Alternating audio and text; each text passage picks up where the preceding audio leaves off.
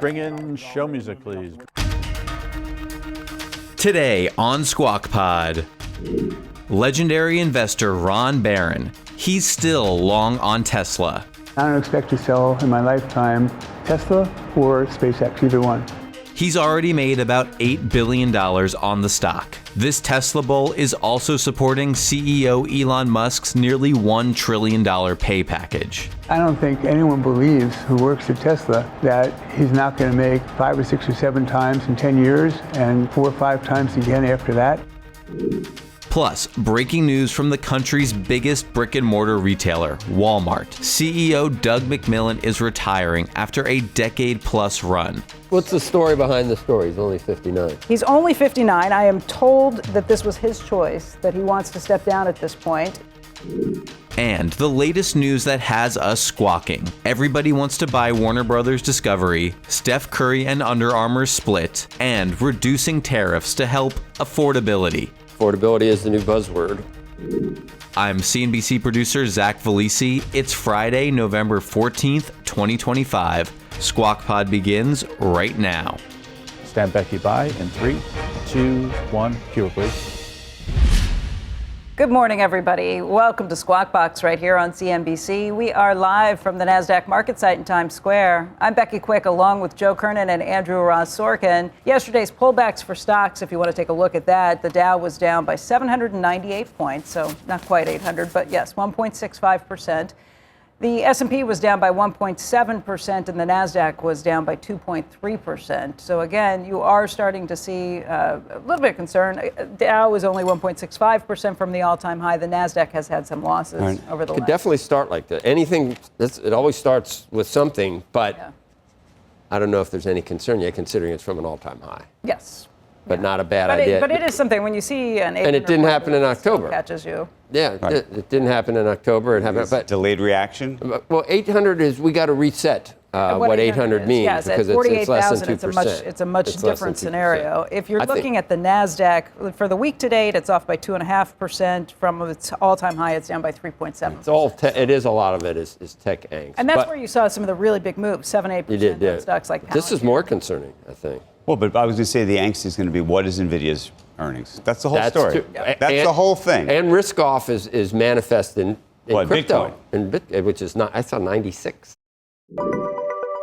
Meantime, the U.S. Announcing it's going to be removing tariffs on some foods and other imports from Argentina, Ecuador, Guatemala, and El Salvador. Now, that framework agreement will give U.S. companies greater access to those markets, and officials telling reporters the deals could be finalized in the next 2 weeks. Those moves expected to help lower prices for coffee, bananas, I love bananas, and other foods. I mean, these are things that get at affordability and things that Americans buy every day. If you had talked to any of the big retailers, they've been pointing to bananas this whole time because it is a major purchase for any grocery store company that's out there, and you can't make them here. That's always been the point. Things like coffee and bananas, you can't home grow those things.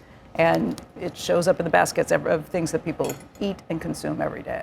Affordability is the new buzzword. Mm-hmm. Yesterday, one of our guests used, did you notice, said choiceful? Choiceful, yes, I did. You did notice that. I did. It's a new word, too. I hate that word. Affordability, I've already, I do things. Who used choiceful? What do you do? I prepare we're going to have, a couple of people on to talk about affordability. Uh-huh. So how would I prepare for that? I'll tell you how I'd prepare. I would look at, because I don't trust AI at all, I would look at all three that I use and ask, did real wages fall from the day Biden took office to the day he left? Did real wages? Well, real average weekly wages fall. Real average weekly wages. You know what the answer is? I assume you're going to say no. Yeah, I was Why would I bring it up if I was going to say no? Why would I bring this up if I was going to say no?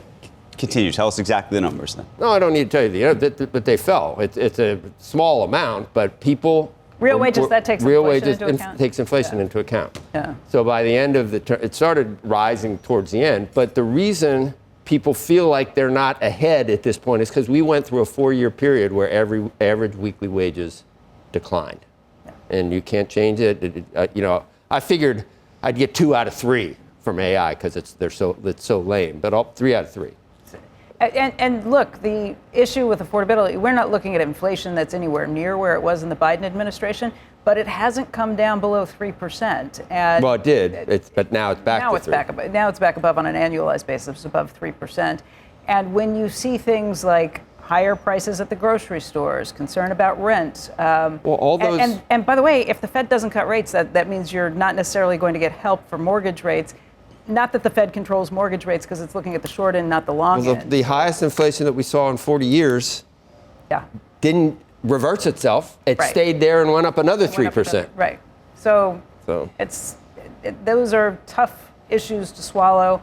Yes. Affordability played big in the elections that just played out, particularly here in New York City. People are choiceful in the words they use. Now to the latest on the potential sale of Warner Brothers Discovery. The Journal is reporting that the initial deadline for non-binding first-round bids is November 20th, and everybody's looking. Everybody's thinking about it. Everybody's kicking the tires. The report says Paramount, Comcast, and Netflix all preparing bids. At the same time, Warner Discovery is proceeding with plans to separate its assets into 2 companies. And we should note, Comcast is in the... What? I heard nothing about this. Comcast is in the process of spinning off this network into Versant. Here we come. You guys could have mentioned that at some... No. Versant, here we come. Well, it's been... we've been planning this for a while. For a year. Do we know the drop dead date? I think it's sometime in January. I think it's likely to happen in January. Is that what you're asking? I think it's happening in January. I think there's an actual date. I have a hat. It's a cool hat. It's got a neat logo on it. Is for Victory or for Versant? Both, because it's going to be victorious, I think. Meantime, Under Armour and Steph Curry have mutually agreed to now end their 13-year partnership effective immediately. As part of that split, Curry will maintain sole ownership of what's called the Curry brand and is free now to find another retail partner. Under Armour will release its final Curry brand shoe in February. Now, in a statement, CEO Kevin Plank said the following. He said, "This moment is about discipline and focus on the core UA brand," of course, Under Armour brand, during a critical stage of our turnaround. The split with Curry was announced alongside an expansion of the company's restructuring plan, which is now expected to cost $225 million. That's $95 million more than had been previously expected. And for whatever reason, that Steph Curry shoe under Armour never worked. I mean, never really worked. Here you had one of the great shooters, one of the great players of all time. And unlike whatever Nike's been able to do, even what some of these other brands have been able to do, they were never able to do it. And he left, he didn't sign with Nike. He went to UA instead of going to Nike because they kind of insulted him when they walked in, got his name wrong when they were pitching him to do some of these things along the way. I think this is the 13th version of the shoe they're making under it. He's a great player. He's unbelievable. And he seems like a really nice guy. He's a great player, and he's a great golfer, but he's a great player, and he can do everything. But I think he could do most of his damage in bare feet. The way that, because he shoots, you don't need, you're not driving, and he does all that. But yeah, he can do it. From he could easily do it and beyond. Yeah. Just you don't have to move toward the basket. Just throwing it in from anywhere. You don't need. I mean, you do need to jump. It's a jump shot, so I understand. But he doesn't remind me of like Jordan or flying through the air and just driving the lane, and just faking guys. He does all those things. He does. Yeah. But I was just. But he doesn't. It wasn't a negative. I'm just saying his He's what so he good, can do from have outside. To get close. From outside, yeah. Tease will be next. Next on Squawk Pod, legendary investor Ron Barron breaks down his thoughts on the market, AI, and how he's still holding on to his Tesla stock after all these years and gains. Made about $8 billion in Tesla from $400 million when we started. And in SpaceX, we've made about $4 billion since we started that in 2017.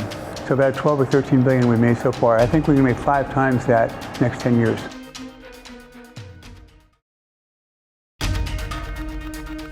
Welcome back. This is Squawk Pod. Up and Andrew, Q. On this Friday morning, you're watching Squawk Box right here on CNBC. I'm Andrew Sorkin along with Joe Kernen and Becky Quick. Let's get right to Ron Barron. He is the chairman and CEO of Barron Capital. which has $45 billion in assets under management. Ron is joining us ahead of the 32nd Annual Barron Investment Conference. And Ron, it is great to see you this morning. Great to see you too. So 32 years, we've been doing this for a long time, not 32 years on Squawk Box, talking to you on the morning of your annual investment, but a long time. Amazing. And we're going to jump into the investment, but I want to ask you, because there are a lot of people who look at a couple of days of declines in the markets. You're not one of them, but there are a lot of people who will look at that and say, uh-oh, is there a bubble here? And I know that is not one of your core investment things. In fact, you look at the opposite. You never look at bubbles or headlines or any of the rest. But what do you do at a time like this when there are so many people asking about questions about valuations and the potential for bubbles? Not very much, but when you're talking about the 45, can I just go back for a moment? Mm-hmm. When you spoke about $45 billion of AUM, I'm impressed with that since we started with 100 million. And then secondly, but even more impressive, is we've made our clients since 1992, when we started with 100 million, 52 billion in profits. So we managed 45 billion, we made 52 billion in profits. And I started off in debt, and now I'm not. Now I'm not in debt anymore. So what do? Not very much. Just trying to understand where there's opportunities, and if there are opportunities, to try to take advantage of them. And over the past, it's really interesting. Last month, the whole market has been really focused on technology and AI. And if it wasn't technology or AI, stocks haven't done very well. In fact, if you take the top stocks out of the market, they represent 38% of the market, and it's 11% return. That when you take that out, those big stocks out, the return for everything else is negative. And the month of November, October, we were down in our smaller and mid-sized companies a third, something like that. And if you look at the returns, the funds that we have that invest in technology and fast-growing businesses, they've done very well this year. The stocks, the companies that, the funds that invest in companies that are smaller and mid-sized, they've done poorly. They've, relatively flat year. It's pretty amazing. That's what's happened. But I was thinking of you earlier this week when the Dow crossed 48,000 for the first time, because you are somebody who has basically said, never bought a bond. You're not going to make money if your money's either in a bank sitting there trying to earn investment, or in a bond, that it won't keep pace with inflation. So you have always said that the market is the place to be. And when you think of big numbers, you've always said, yeah, that's going to happen. Those big increases will come with stocks. Yeah, so I think about the stock market and the economy basically doubling every 10 or 12 years. And that's what's happened for my entire lifetime. Everything doubles every 10 or 12 years. So what has to happen is the value of your money falls 4 or 5% a year. That's inflation. Falls 4 or 5% a year, and the economic growth has been about 2% a year. So it's about 7% a year growth, and that means everything doubles in 10 years. The value of your money falls in half every 15 years. So you got to make twice what you're making today in 15 years to stay even. And so stock market, so Bitcoin's been amazing, obviously, and gold. I have a few gold coins that I've been buying. Mostly I bought in 2006, because I was outside of New York at that time, and when 9/11 happened. And so I tell my wife, I want to buy some gold coins in case something really bad happens. We can escape. We can buy a car. We can buy a boat. I want to buy. And so she ignores me. And then I go to Stacks on 57th Street. And I start buying these coins. And then one day in the summer of 2006, 2007, it was $400 an ounce. She sees me walking in. She said, "What is that?" I said, "Gold coins." She said, "It doesn't look like gold. Let me see it." And so I show it to her, and she says, "What are you doing with this? It's heavy. What are you doing with this?" I said, "This will get us out of New York if there's a nuclear attack or something." And she says, "Are you crazy?" She says, and what are you going to do that for? You're going to buy water and someone's going to give you change? So she says, "Don't you dare bring another one of these in my house." So it's $400 an ounce. Now it's 4,100 plus. Yeah. Try do it to get out of the country. Try say, "Look, here's my ETF, my gold ETFs." Might be better to have actual gold coins. Well, one of my friend's daughters had a very high position in government, and she still does now. And this is what she calls the GTFOOH money. I think I can do the calculations on what that stands for. Right. She's our police commissioner. Out of here, right? Yeah. Get out of here, basically, is what it means. Yep. Ron, let's talk a little bit about Tesla, because you have been an investor with Barron Funds since 2014. So more than a decade that you've been standing by Elon Musk. It's been a very good bet for your firm. You've made how many $1 billion on Elon Musk since then? Made about $8 billion in Tesla from $400 million when we started. And in SpaceX, we've made about $4 billion since we started that in 2017. So about 12 or 13 billion we made so far. I think we're going to make 5 times that next 10 years. You came out strongly in favor of his new pay package that could pay him $1 billion over time if they meet certain metrics. It was not a surprise to me because you've talked to us on the show for a long time about how you feel about him and how he is the key man and how none of these companies would be anywhere near where they are without him. Your conviction, why you believe in that, and then your concentration in his stocks at this point. I was shocked. In your personal portfolio, I think 65% of your personal investments are tied to Elon Musk through either SpaceX or Tesla or XAI. It's about 40% personally. It's about 40% in Tesla and about 25% in SpaceX, and the balance 35% in our mutual funds. And in SpaceX, I think we're going to make 10 times over the next 10 years. Tesla, I think we're going to make 5 times. And my mutual funds, I think we're going to make 3 times. So it's obviously riskier if you put a large percentage of your money in one entity. For our mutual funds, it's about 22% invested in SpaceX and Tesla, 11% apiece. And then XAI, that's an investment that's smaller right now, but we've only invested, I guess, $350 million in XAI. It's now worth $700 million. That was 2 or 3 years ago. And the next pricing is going to be probably double where it is now. It means about $1.5 trillion, so it's going to be in our top 10 in the next time they price. I was thinking back to several years ago when you actually sold some Tesla. You did it at the time only because the stock had increased so much in value to the point where it made you a little uncomfortable with how big of a position it was in the funds. It wasn't a commentary on you losing faith in Elon Musk or in the stock, but at the time you said, look, I can't as a fund manager have that big of a position in it. What has changed? Because I think you have a much bigger position today. Well, I didn't feel uncomfortable, but my clients felt uncomfortable, and I was being criticized for having such a large investment in one company. And we had bought stock at $10 or $15 a share, 12, and it was trading at 220. And we sold for our clients about 25% of their investment. I wanted to make sure that they knew that the reason they held the stock was because I thought it was still interesting, as opposed to that I had died. And so I didn't want them to think I died, and that's the only reason they still owned it. So we sold a quarter of the stock, and then the stock hadn't done anything for 3 or 4 years. And then when President Trump was elected, the stock in the first part of this year went up dramatically, went up to 400, and we sold 5% more. So we sold 30% for clients. I did not sell personally a single share. And what I committed to the board of our mutual funds is that I was the last purchaser. I haven't really invested in stocks since 1992 in public companies.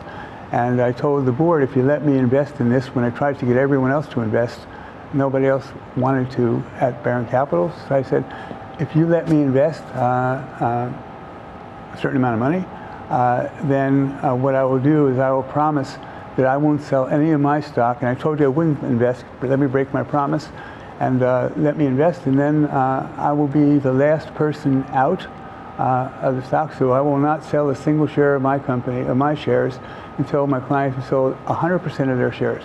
And I don't expect to sell in my lifetime Tesla or SpaceX, either one. Wow. That is a huge commitment and a huge amount of faith that you have in Elon Musk and his companies. Companies are really unusual. You know, when you think about what he's doing, you talk about the pay package, and you know, this is not like Rockefeller or like Carnegie or like Mellon or like Morgan, when Ford. the great industrialists who built this nation, this guy is like Da Vinci, and an artist, and he remembers everything. It's incredible, and the opportunities that he's trying to take advantage of for his clients and for himself. So we say, so why is he doing this? Why, when you're worth that much money, why do you do this? Think about that. Why is he doing this? Why is he working these crazy hours? Why is he risking his health? And to me, what's the difference between $400 billion net worth and $1 trillion? What's the difference? It's not saving up for a beach house. And so the way I think about it is that he wants to think about how people will remember him someday, what he's created, how he's helped humanity survive. So you think he's playing for legacy? Yes, definitely. What else could you do? And then he thinks that the business right now, he doesn't really get paid unless the company goes up in value from here 6 times. Do you think it will? Yes. You do? I think Even Robin Denholm wasn't so sure. When you're the head of a public company, other than Elon Musk, you have to be guarded about what you say about your business prospects. And you can say one thing in public, and I don't think anyone believes who works at Tesla that he's not going to make 5 or 6 or 7 times in 10 years and 4 or 5 times again after that. I think that I'm thinking about 2,500 of where his stock's going to be, Tesla's stock's going to be in 10 years, and I think it's going to be 4 times that. Is that a function of automobiles? Is that a function of robots? What is that, in your mind, what is the driver of that? Have you watched his annual meeting? I have. Did you see what he was talking about for Optimus? Well, Optimus is, I think, for him, the next sort of leg of this whole It's the biggest thing ever. And so next year it's going to be 1 million of those units, and he thinks 10 million after that, building a production line right now for 1 million, and it's going to be 10 million, it's going to be 100 million. He thinks it's $1 billion a year that he's going to be able to make in these robots. Think about that, $1 billion a year, $20,000 robots that are going to be, labor saving, make everyone's life. This is a sustainable abundance that he talks about. Sustainable energy is what he had before. Now it's sustainable abundance. He thinks everyone's going to have much better lives, much more prosperous lives, and then maybe there'll be a beach in Mars somewhere. I don't know. You said the reason you sold before was not that you had lost confidence, but you were getting criticized by your investors and media. But has that criticism gone away now? I haven't heard very much of it lately, because there are these 7 stocks that are 38% of the market now. So I haven't really heard a lot of criticism. Every now and then, people express concern, but I don't think that's really been a big issue now. It was then, because it happened pretty quickly. Stock went up and down, up and down, up and down, and then it went. Phew. And right now you're in the same kind of stage for Tesla with this FSD driving, with the cars drive. Have you been in one of those cars? Yeah, I've been in the cars, yeah. That drive by itself? Yeah. They have it on automatic driving. Have you tried it yet, Joe? No, I haven't. I'm going to. No. Not my car, but I've been in the car, sure. Yeah, I'm going to buy one. I am. For the family. Yeah. You're going to love it. You've been telling me for years, too, about how it can park itself, pick you up at the front of the house. Well, it's really interesting. One of my friends came over. We went in New York, I guess a couple of weeks ago, and he put in that he wanted to get to a restaurant, punched it in, cars going through traffic, stops at lights, stops at pedestrians, and the next iteration is going to be within the next, I guess, few months, and it's going to be 10 times as good as this one. And the multiples he talks about. When is that? When's that one coming? Well, anyone who buys a car now is going to have that. The technology's in there. He's suggesting that he's going to get to a point where you're going to be allowed to text and drive. He's going to say you can text and drive at the same time. And go to sleep in your car. Right. Well, the question is but the other question, but this is a huge one, is he has those ambitions. Do regulators have the same ambitions that he does? Well, things are safer than they are as presently with people driving on their own. Yes, regulators want to save lives. There's a lot of people that die in car accidents. No, I get that. I'm just saying, do you think that, so there's two issues. There's going to be the federal government, which actually I think probably will look mostly fondly upon this, and then there are going to be state governments and city governments that are going to be a lot more complicated. I think when everyone realizes how much safer it is to drive, and all you do is get in your car and tell you where you want to go, and it's safe. It's all about safety. Then regulators will approve of it. I don't think that's going to be a problem. Ron, let's talk about a few of the other stocks. And by the way, do you want to mention any of the people who are coming to the conference today? Any of the speakers? The people who are coming, well, our theme of our conference today is changing lives. And it's double meaning. And changing lives means that the people who have invested with us, our goal is to change their lives. We're giving them more financial security than they've had before. And the idea behind it is that most people don't know that much about stocks, and they sort of are forced to invest. And most people who do what I do, they have a different objective than mine. And their objective is to make as much money as they can, as fast as they can, and stop doing it, and they can go sit on the beach somewhere. That's their objective. My objective has been to change people's lives for our clients and also for the people who work at Barron Capital by giving this financial security. So everyone who works at Barron Capital, if you're a receptionist or if you're an assistant trader or if you're an analyst, of course, but you're going to become wealthy from the way we've set things up. So everyone there has an interest in, like SpaceX, for example. They all have an interest in SpaceX, which I think is really cool. The companies who are coming today are companies like Shopify, which is the backbone for businesses that instead of having to invest in infrastructure themselves, they rent Shopify's. So that's a good one. Gartner, it's technology. This is so cool. So this is sort of an example of the things that happen in the markets. That Gartner, we've been an investor in for, 10, 15 years, made a lot of money. This year, they reported earnings that were disappointing to people. Stock fell in half. And because people view them as someone who's going to be hurt by AI as opposed to use AI to help them. And what they do is they consult with big businesses to tell them what to do. So for example, they go to JP Morgan and say, you're buying all this new technology every year, billions of dollars you spend. And what we can do is, to help you decide what is the best technology. The person who's selling it to you isn't going to tell you mine isn't as good as that one. So what they do is they say, okay, this is the best because we have the most analysts. And they say, if you pay me $1 million, then I will save you $10 million a year. If you give me $1 million of a fee, I will save you $10 million. That's the Gartner model. So JP Morgan says, well, you know what?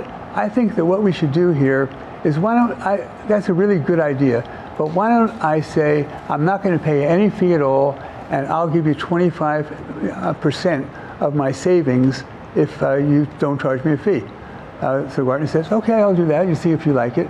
And so they do that for 6 months, and JP Morgan goes back and says, you know what, let's go back to the to the 1 million to save 10 million. So that's one. Gartner is another one. Let's see, what else do we have here?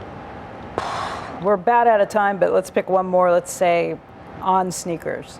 Sneakers have been a much more competitive space. So what Nike has done is that they have, over the past few years, said that what we want to do is we want to make ourselves more profitable, so they keep taking costs out of the product at the expense of quality. And what On does is, and then also we want to have direct distribution. That stock's down 22% for the 1 year. Nike or no, On Holding. In the last month, it went from 60 to 40.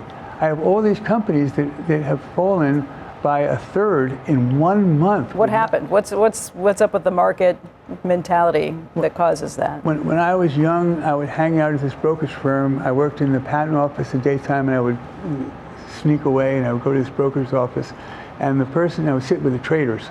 And they said that what would happen is that they had all these generals, General Electric, General Motors, I don't remember all the generals, but they said the generals is when they're doing fine, and all of a sudden if the troops fall away and are not doing so fine, that's a bad sign for the generals. So the leading stocks keep going, and the troops fall away, the generals are in risk. And that's the same thing that's just happened, where the great companies keep, doing better, and all of a sudden, and the companies that aren't great, everyone takes the money out of them to buy the generals again. And then what happens is that all of a sudden it's too far apart. Let me ask you, we've got to run, we've got to close it up here, but is that a presage of what's to come? Do you think there could be a big market drop that comes as a result? Oh, I don't know. But that's sort of what happened yesterday. Yeah. Ron, thank you for joining us this morning. We're looking forward to the conference, and we appreciate you being here ahead of that. Thank you. Thank you for inviting me. Thank you. Ron Good to see you. Barron. Good luck. We'll be right back.